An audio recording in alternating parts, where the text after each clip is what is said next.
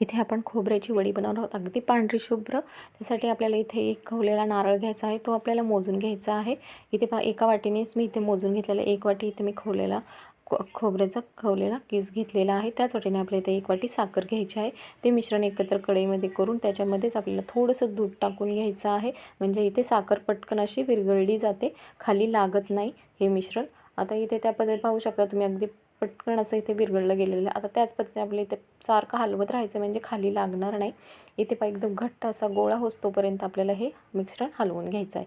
इथे पाहू शकता अगदी कडेने साखर अशी पांढरी शुभ्र होत झाली। आता एका ताटाला मी इथे तूप लावून हे मिश्रण काढून घेतले आणि वाटीलाही तूप लावून मी हे चांगलं पसरून घेतलेलं आहे।